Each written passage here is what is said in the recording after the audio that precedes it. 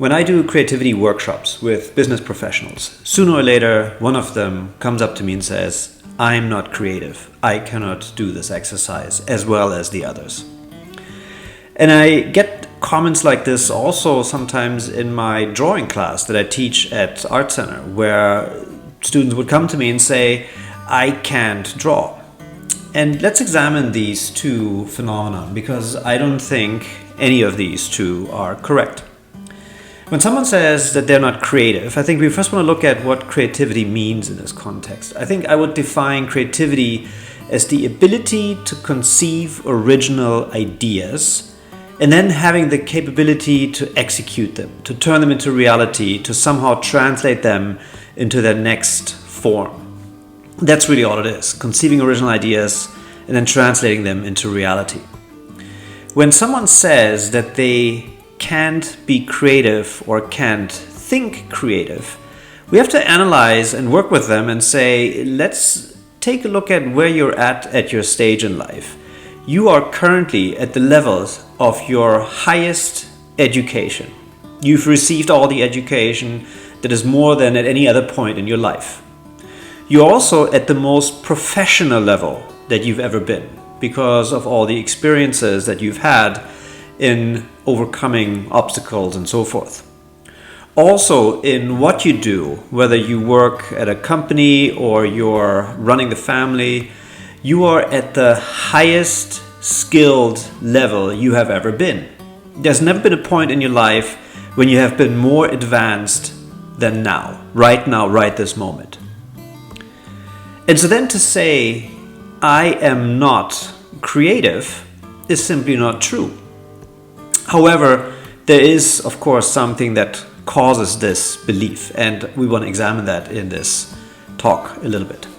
So let's look at the other time when you've been the most creative actually in your life, other than right now.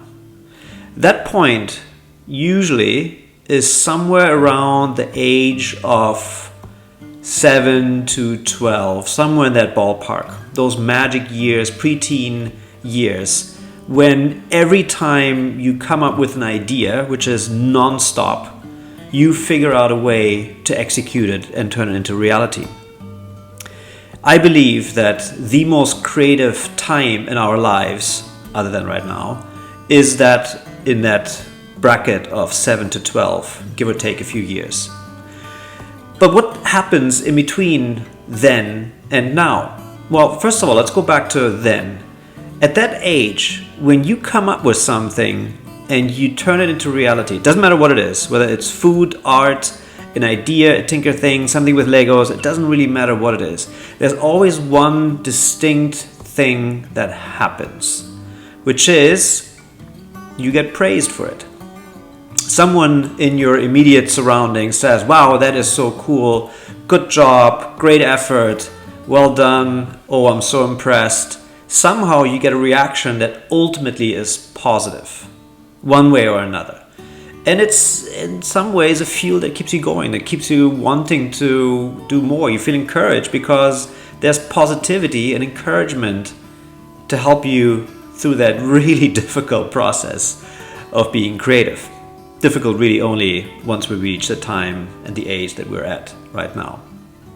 So what happens in between those two times, the one then and the one now? One thing that happens is we don't get praised, we get criticized. I've seen many adults that share a story that said, oh yeah, I used to, and they fill in with paint, sing, draw, you name it, anything that really made them feel enriched. And then they tell a story where the similarity comes in, where there's usually a person that in one form or another, whether it was on purpose or sometimes by accident, shut them down and told them that whatever they were doing was not good enough or was not creative or in some other form was not worthy of anyone's time. And that can have a detrimental effect in closing off that channel towards creativity. It happens unfortunately rather often.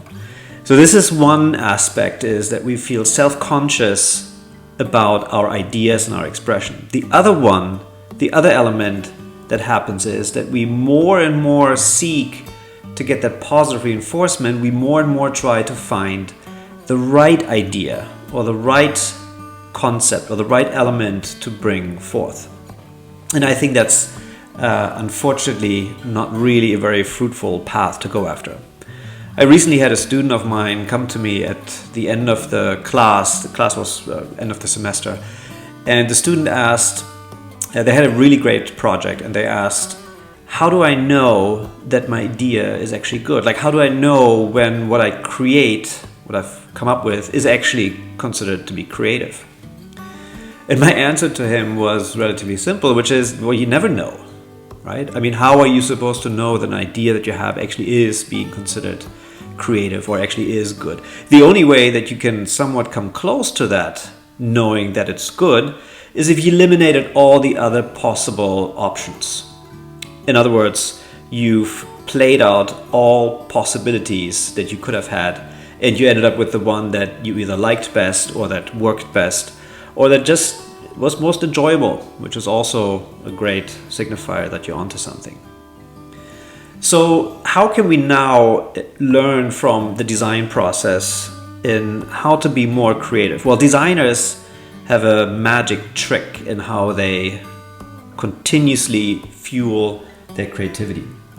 They're able to switch between two different modes when they come up with ideas and when they try to realize those ideas. And the first mode is the childlike mindset. When we allow ourselves to be childlike, not childish, that's very different. Childlike is when there is no such thing as wrong. And there's no such way that anything can go bad. Any idea is a possibility, and any idea is going to be entertained. Successful designers are the ones that deeply embrace the concept of play. They play with the ideas, and they're allowing all of them to live. Once they have identified all of the ideas, they switch to the second mindset, which is the designer's mindset. And what the designer does really is just take the idea and turn it into reality. Oftentimes through prototypes, through testing it, through creating mock-ups, or some kind of viable way of taking it to the next level, translating it into its next natural form. So here we are at this point where if we ever do feel that we are not creative, or we have somehow perhaps forgotten to be creative, because that's really what it is. It's a matter of remembering how it was when we were at that younger time in our lives. Get back to being playful. Get back to that playful mindset, the childlike mindset, where you play with ideas, free from criticism, and generate as many as you can to then identify the one that you actually want to turn and bring forth. That's a good method to rekindle our memory of creativity.